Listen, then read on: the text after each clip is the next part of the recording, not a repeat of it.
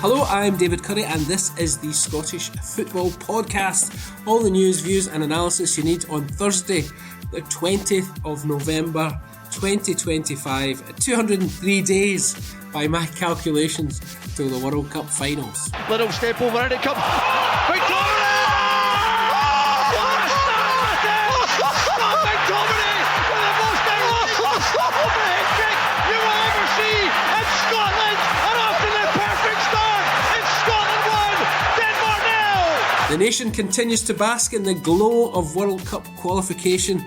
I mean, we're not even talking about VAR these days. But which countries could Scotland be drawn with on December the 5th? We'll talk dream draws and nightmare scenarios. And who might be on the plane to North America? It's in! Scotland back in front!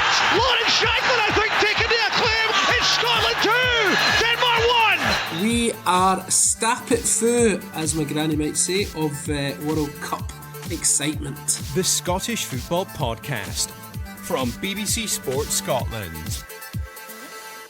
Right then, folks, let's meet today's Scottish football podcasters. They are, in no particular order, Cammy Bell, a former Scotland international goalkeeper, Gordon Waddell, Scottish football writer of note, and Gavin Noon, the brains behind the social media phenomenon that is Scotland's coefficient, the stat man supreme. Welcome, folks.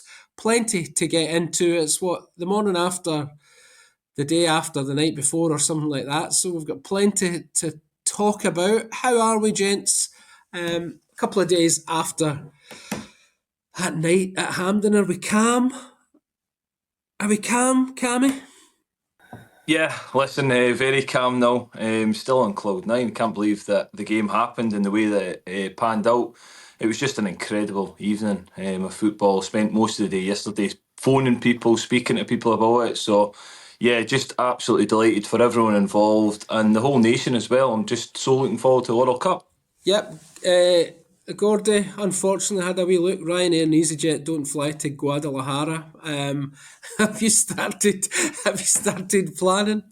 Well, both my best mates from school live and work in the States and have been for some time. So as the game was going on the other night, the WhatsApp group was a buzz with invites. One of them lives about 15 minutes from Dallas's or Arlington's AT&T Stadium. So it's so there are obviously a lot of prayers going on in his house that Scotland get drawn in. I think it's maybe Group H or Group K or something like that, where there are two groups where Dallas is hosting two of the games. So there's a lot of fingers crossed for December the 5th in the draw for venues as well as who we could get.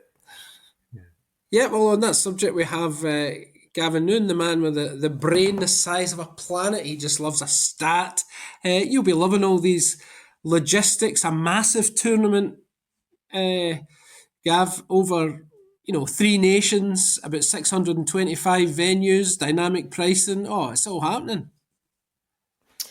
Yeah, well, I love looking into it, but actually it's a complete nightmare for the fans. So the last tournament we got to in Germany, even before we had qualified, I was posting on my Twitter account saying, this is where I would base myself. Book 4 of these places, free cancellation, get the trains, you'll be 2 hours from every stadium. And it was easy and everything was sorted. And then when the draw was made and we had Germany in the opening night, we knew straight away at the draw there, we're going to Germany. We're going to play in Munich that night. It's completely different for this tournament. So like you say, it's massive distances between the venues, even in the individual splits between Western, Central and Eastern. So it's going to be much tougher for fans to try and get the best deals and to book in advance to get anything sorted here. Oh my gosh, we're getting a wee bit of ahead of ourselves. What we do know is the draw is on the 5th of December. I think it's 5 o'clock in Washington. Gavin, can you explain to the best of your ability how the seeding and the pots are going to work? From what I understand, Scotland likely to be in pot 3. Is that a done deal? Pot 3 is a done deal, even though the FIFA regulations for the draw haven't been released. So we don't know exactly how it's going to work, but using the FIFA ranking, we know we'll be pot 3.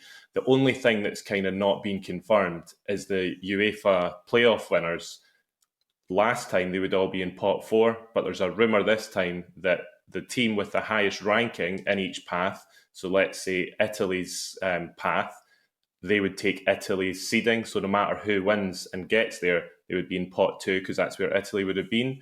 So if they do that, there are some teams that will move slightly. So take Austria, for example, they would drop from pot 2 to pot 3. So that would then become a team that we can't draw because you can't draw anyone from your own pot. But for Scotland, we're locked in. It's just the potential opponents might change a little bit. Do you get that, Cammy?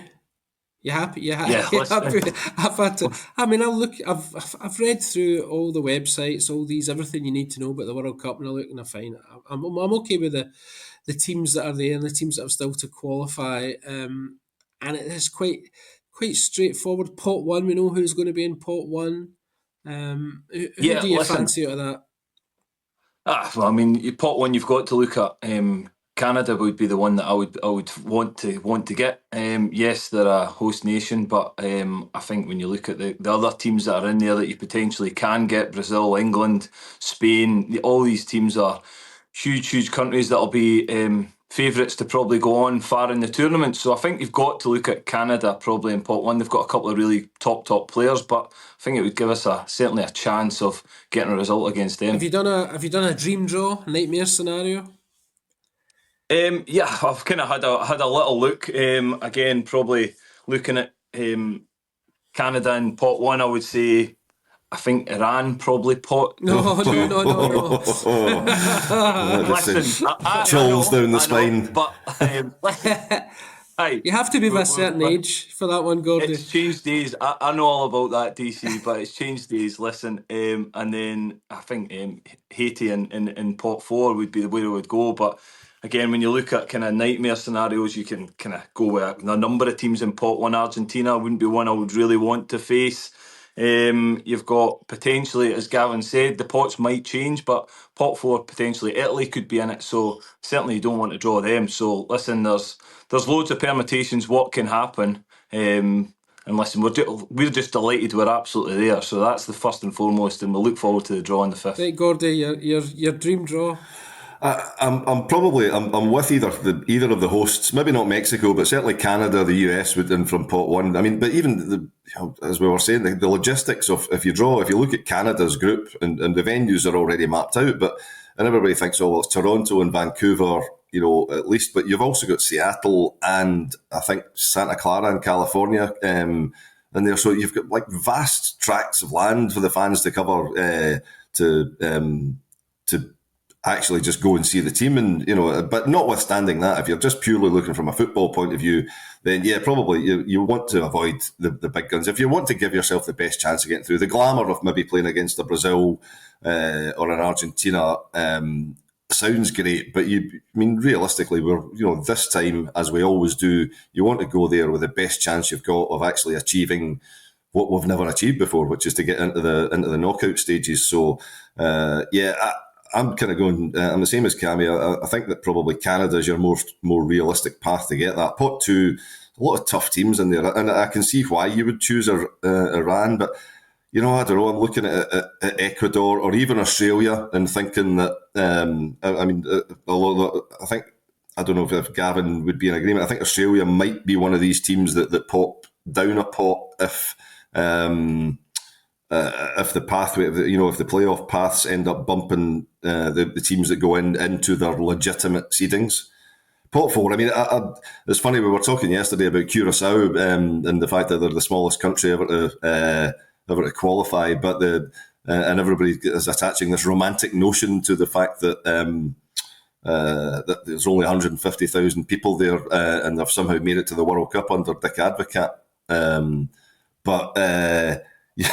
There's I think maybe one of their players was born in Curacao. The other 23 are all kind of like, coming from Dutch academies, from Nijmegen and Ajax and places like that. So, but I still think that'd be a really interesting draw for us to get.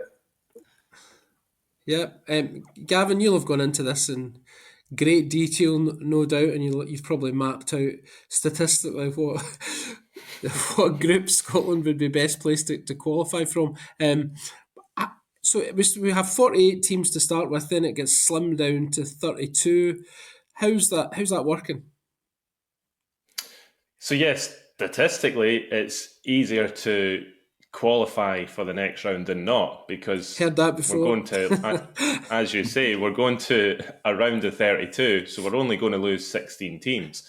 So from the 12 groups, the top 2 are all through, but then also third place from 8 of the 12 groups are going through to the round of 32 where the World Cup normally starts. So yeah, I'm totally in agreement with the guys that the hosts probably are the best option, because they're not legitimate pot 1 quality sides like the rest of them. For me, I would just want to avoid the UEFA sides. So because there's 16 UEFA sides going in, 4 groups are going to be with 2 UEFA teams. So I hope that's not us, because it's a bit boring. And like, if we get to the World Cup, I would rather, if we're getting a top team, I would rather it's Argentina than Spain, for example.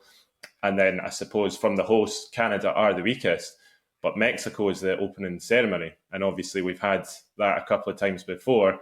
And for 40 years, so I'm 36, so for more than my lifetime, every Scottish game I've gone to, the fans have been singing about what happened in the Azteca Stadium in Mexico in 1986 when Maradona punched it over the English keeper. So for Scotland to actually go to that stadium and try and get something to sing about for themselves, rather than latching on to someone else doing something against England, I think that would confirm our status back at the top table. Right, so I've worked out my kind of perfect draw would be, I've gone for Canada, I've gone for Croatia, and I've gone for Ghana. I fancy that. I just like the sound of that one. Croatia, yeah, it's like I'm kind of in agreement. I think I'm in agreement with Gavin there. I think I'd rather avoid the teams that we have probably played a lot, within qualification campaigns and stuff as well. Yeah. But you want something a bit different now that we're on the world stage rather than the Euro stage. I'm kind of in agreement with Gav there that we want a little bit of a different flavour. Right, New Caledonia, Cammy, what can you tell me about them? If they come through the playoff path, you fancy them? You tell me who their star striker is? Absolutely nothing. I'll let the other 2 guys tell you about He's them. away to look up the map. So, right, Gav, so you've kind of explained how it works logistically. 48 teams down to 32. So easier to stay in than get knocked out. We want to know now how the groups will be based geographically. I mean, I'm a person of small brain. I've had a wee look and I've read it through about 10 times and I'm still really none the wiser. Yeah, so it's the first tournament that will be held in 3 different countries. It's the first time where it's more than one since 2002, because I think FIFA actually banned it since then. So they've opened it up and allowed 3 countries, which is obviously problematic for the fans trying to get between different matches. So to reduce the travel time, they've regionalised it. You've got a Western region, so the West Coast of America, but also some of Canada. So like Vancouver, San Francisco, Los Angeles, that would be some of your Western regions. Central region is all of the Mexican cities, but then also some American cities like Houston and Dallas. And then on the Eastern region, which from a logistics point of view is probably best for us because it's the shortest flight to get to the East Coast, and some of the gaps between the venues are a little bit smaller than some of the others. So Boston, Philadelphia, New York and stuff like that, the domestic travel once you're there might be a bit easier. But I think Gordon made the point earlier that even though it's regionalised, there's still loads of travel time between the games. So if anybody's going over for all the games, it's going to be much harder to just choose one base to stay in and travel to each game. You're probably looking about completely changing where you're staying for the second and then the third game. And unfortunately, the way it's done, we just cannot narrow it down at all now. So there's nothing you could book now and you would know that Scotland would have a game there, unfortunately. Gavin, Gordon, you kind of worked out how much one would need to budget for to go, haven't you? It was just, it was a rough guess that if you're trying to get a fortnight there, I mean, I go to the States a lot, and I think, and as you rightly pointed out, the airlines aren't exactly renowned for cutting everybody a fair deal. So transatlantic flights prices will go up once you choose, where you're going. Excuse me. And also, if you're jumping about between various regions, I mean, I'm looking, just as an example, looking at Group K here, and your venues for the first games are Mexico City and Houston, and then you've got Houston and Zapopan, and then you've got Miami and Atlanta. And, if you're jumping around, if you're having to jump around between 3 different venues, the internal flights alone, you're probably going to be, I guess, I mean, the last internal flight I bought was going from, say, Dallas to Jacksonville. And I was like, I don't know, maybe $300 for that at that point, because I had booked it at relatively short notice. So, but that's probably going to be, say, a $500 flight by the time you get to next summer, because that's what the airlines will do. They'll realise that basically everybody's crisscrossing the country. So if you're looking at, I don't know, your transatlantic flight and a couple of internal flights to follow the games, then you're certainly looking at a couple of grand to start with, notwithstanding a fortnight's accommodation over there, what they'll be charging you. And the other thing to remember at the moment is America is expensive now. It's no longer the bargain that it was 20 years ago when you were getting $1.75 to the pound. I mean, I haven't looked at the rate recently. I mean, it's probably about $1.30 or something. So, but it's still, it's no longer the dollars to pounds and going out for a meal. It's an expensive place to go and live now. I mean, we were there last year. We noticed a significant difference, kind of just general cost of living. So I just think that it is going to be, if you go as a fan and you want to kind of follow your team, and I'm not just talking about Scotland here, but it's going to be it's the trip of a lifetime, and it's going to cost you the equivalent of the trip of a lifetime, unless you've got, between 10 and 15 grand in your pocket. I think it's, if you do it on a budget of less than 10 grand, then you've done well. There goes the romantic vision I had in my head of the 4 of us. Harley Davidson's Easy Rider style, coast to coast, taking in all the games. That's out the window. Never mind.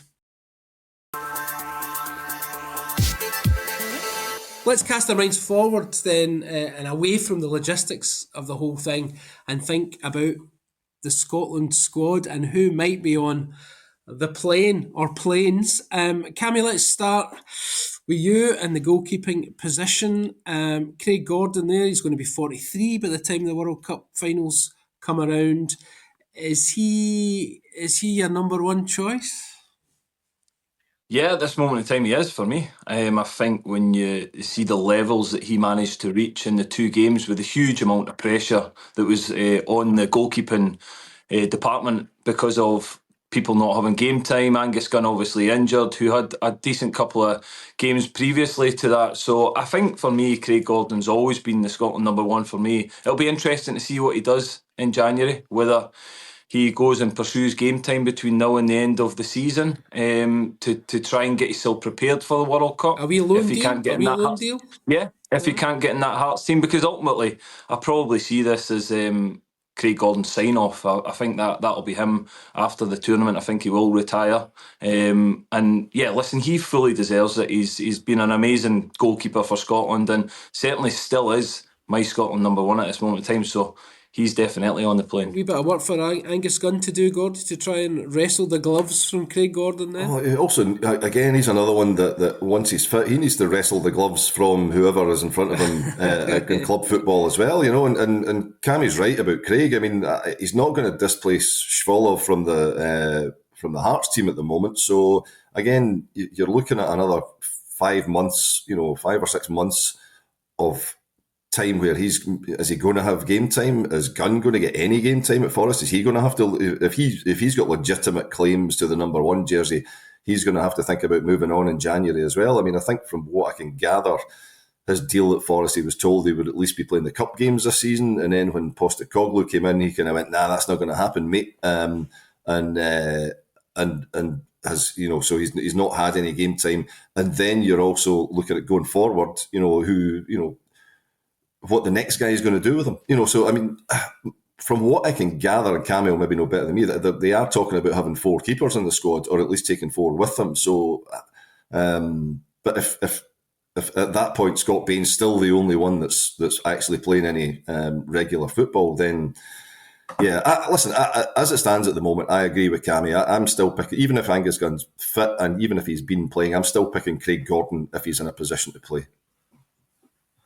Gavin, he wouldn't be the oldest goalkeeper to have played at a World Cup. I think that Egyptian fellow in 2022 was 45. Yeah, he'd be the second oldest player ever if he played at a World Cup, and he would obviously become Scottish oldest player, replacing Jim Leighton, who was 39 at France 98. Nice one, nice one.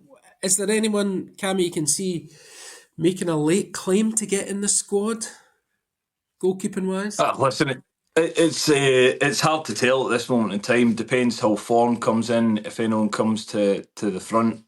But we all know Steve Clarke's very, very loyal in his decisions that he makes with his squads. I think he knows how much the players have gave to him to get in this position. So I don't see too many surprises. But you never know. There might be one or two that between now and the World Cup in the summer that have a really good season and catch the eye of Steve Clarke. But certainly, I think the core of the squad's going to be, as we see it just now, and what he's been for the last sort of 2-3 years, because he's ultimately touched on it, that's what he's built. He's built people with caps, he's built people with experience, and he's got such a strong squad there. So he believes and trusts them. So I don't see a huge amount of changes in the squad. Yeah, loyalty, very much, Gordon. Steve Clarke's watchword, the squad's full of experience now, but it is maybe a wee bit on the mature side. It's less the age profile that bothers me and more, in the cold light of day, everybody's obviously still on an absolute high from the other night, but in the cold light of day, when you look at the makeup of the squads, excuse me, for example, as soon as Ben Gannon Doak goes off the other night and you look, and obviously he has to reshuffle the pack a little bit, and Kenny McLean comes on and you move one of your central guys out wide, but his absence makes you look and you think we have no width outside of him in the team, and we have very little pace in the team as well. We've got a bit of generally we've got a flawed squad which has been midfielder heavy and fullback heavy for some time. Your centre halves, none of them you would absolutely kind of hang your hat on as being guaranteed starters. You know that they're going to be in the squad because, as Cammy rightly says, Steve will be absolutely loyal. I'd be surprised if there are any new faces. Billy Gilmore will come back in, but my fear is a lack of width and a lack of pace in the team outside of Gannon Doak. Hopefully he makes it. Whatever. If he tweaked his hammy the other night, he looked okay in the celebrations, right enough. But hopefully he's going to be okay. But beyond that, obviously James Forrest was made it into the squad for Germany, but I would be surprised if he makes a late run this time as he did a couple of years ago. But beyond that, Lennon Miller will be hoping he can nudge his way back in. Gilmore comes back in, but I don't see where a kind of late shout. Kieran Bowie will probably look and think, I need to make a big run at this. He's struggled a little bit in the last kind of couple of months. He started the season absolutely on fire, but he's been out of the squad. But he's seen guys like Shanklin come back into the squad, with a run of form. So if Bowie puts in a burst, I like him. I think he's good. He's got energy. I'm struggling to see where somebody comes from. There's nobody really in the 21s that's making you go, well, he could really give us something extra. I don't think that's going to happen this year. I think Steve's going to go with what he's got. So not too many big decisions to be made, Gavin, then, for Steve Clarke, according to Gordon? Well, if it is an expanded squad, so there's a rumour it's maybe going to be 25 players, then it means he doesn't need to drop anyone out if he brings in like a wild card. And there was an interview yesterday with Harvey Barnes at Newcastle. And the other night, Ben Doak gets injured, goes off, and we have to bring on a centre midfielder. So forget the fact that the centre midfielder scores from his own half. We had to bring on Kenny McLean. And from there, it felt like we had no outball because, as Gordon says, Ben Doak was the only one that had any width or any pace to get forward. He's shown already that he's not the finished article. He can't play 90 minutes most of the time. So who are we bringing on if we're needing a late goal and we need to replace him? I know a lot of people say no to Harvey Barnes because he's apparently turned us down already. But for me, it's an absolute no-brainer if the squads are expanded, so nobody has to miss out. We bring him in for the March friendlies. If he is up for it, he shows what he can do there, and then we take him to the World Cup. I think The goals were brilliant the other night. It was a fantastic result. I don't think you'll get to a better Scotland match ever, but we were outplayed for lots of this game again. We were sitting in deep. There was no natural width to get us out.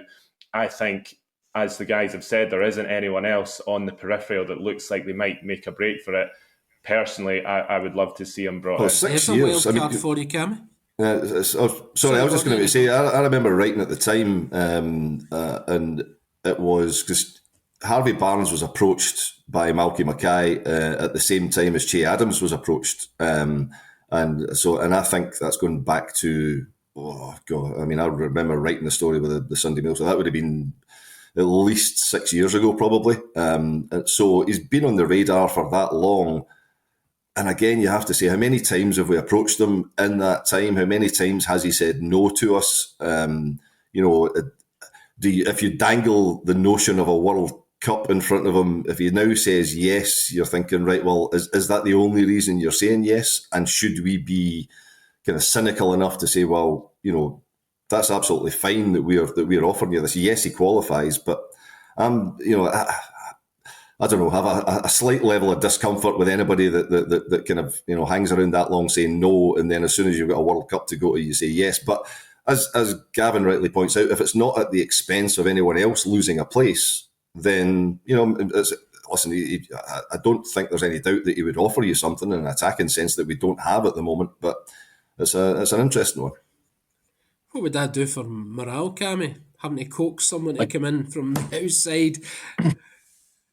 Again, that's what I was going to touch on, is it depends how he fits in that squad, because listen, we all know that Steve Clarke's built this team and the environment that he talks about, it's more a club culture and club feeling about the team. So listen, it would all depend on his personality. It sounds as if, obviously we know from previous times that he has turned Scotland down potentially. So does that fit well? He's a top player and could definitely bring something to the squad, but I still think the bigger picture, probably from Steve Clarke's point of view, is how he fits into that group, and that's so important for him. And it will be important when they go to the World Cup, because they're going to spend a long time together and try and get big results. So I think that could be the deciding factor if he fits in the group or not.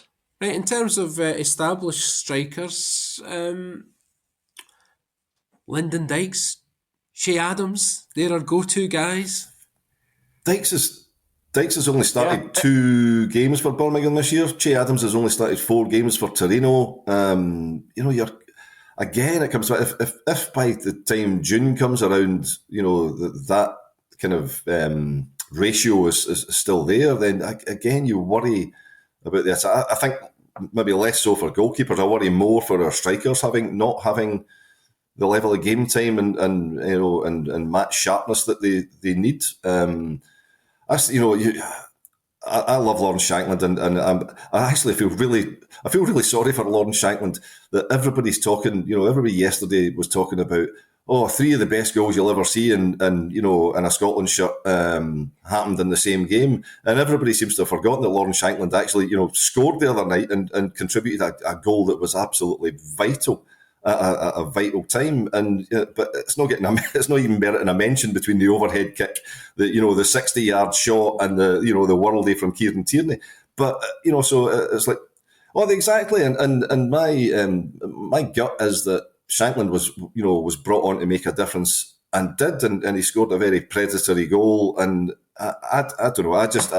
I would like to see him between now and then given a couple of starts in a Scotland shirt, because he seems to really have rediscovered his mojo in a very good Hearts operation this year. And I'd like to. I mean, on the periphery, again, Gavin will maybe know more than me, but on the periphery of that, you've got, Hurst has been in the squad. We've not really seen a lot of him. I don't know if Tommy Conway is still, on the periphery of Steve Clarke's thoughts or not. But again, it's a department that we're struggling in to find somebody of genuine class. On that note, I think that's perfect juncture just to leave it a wee tantalising thoughts of who might be in the squad, who might break through, who we might have to try and coax into making the trip to North America. I think we'll leave it there. That's us just about out of time. Many thanks to Cammy, Gordon and to Gavin, and of course, most of all, to you for listening, folks. Remember, we're here with new episodes of the Scottish Football Podcast, bright, breezy and early every day. So to make sure you don't miss out, subscribe on BBC Sounds and have push notifications turned on in your phone. Take care, enjoy the rest of your day. It's petty, it's ill-informed. Are President Trump's cuts having an adverse effect on research? It's pandemonium. What number's that in the periodic table? PD, number 47. I don't know. I've done the shooting clays before. The longer you do it, the sorer obviously it gets. When Craig said there he'd been shooting the clays, I imagined him out a back line. Somebody's washing, you know. William Shatner, his secretary, contacted me to say, when Bill has a question now and again, can he contact you? And then one time he called me up and he wanted to know, David, what is a photon? I'm thinking, this is incredible. Captain Kirk wants to know what a photon is, you know. I once met a guy who referred to a globe as a ball map. A ball map. A ball map. Look at the ball map. Well, what we normally do is spin the ball map and we see where we go on holiday. The Off the Ball podcast, available every Monday on BBC Sounds.